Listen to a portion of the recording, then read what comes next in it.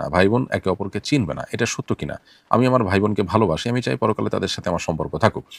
প্রথম কথা হলো যে ঈমানদার এবং মুত্তাকি যদি হয়ে থাকেন তাহলে সেক্ষেত্রে ভাই বোন মুত্তাকি এবং সৎকর্মশীল হলে তাদের সাথে আখিরাতেও সম্পর্ক থাকবে। আল্লাহ তাআলা বলেছেন আল-আখিল্লাউ ইয়াওমাইযিন বা'যুহুম লিবা'যিন আদুউন ইল্লাল মুত্তাকিন। পৃথিবীতে যারা বন্ধু তারা কিয়ামতের ময়দানে আ মুত্তাকি যদি হয়ে থাকে ভিন্ন কথা, না হলে একে অন্যের শত্রু হবে। তার মানে মুত্তাকি হলে তারা বন্ধুই থাকবে।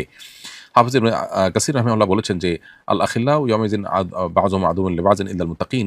এই আয়াতের মধ্যে যত প্রকার সম্পর্ক আছে, নৈকট্য আছে, আ আত্মীয়তা আছে, আ এই সবগুলো বোঝানোর উদ্দেশ্য যদি আল্লাহর জন্য হয়ে থাকে এবং মুত্তাকি হয়ে থাকে তাহলে সেক্ষেত্রে সেটা স্থায়ী থাকবে।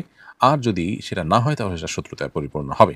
আ এটা ঠিক যে কোরআনে কারিমে আল্লাহ তাআলা উল্লেখ করেছেন যদি কেউ জাহান্নামী হয় তাহলে সেক্ষেত্রে কেউ যদি মুত্তাকি না হয়, ফাসিক হয় তাহলে সেক্ষেত্রে কেউ কাউকে চিনবে না। আর যদি আপনার নেককার হয় তাহলে সেক্ষেত্রে জান্নাতে বা আখিরাতে একসাথে থাকার সুযোগ ইনশাআল্লাহ হবে।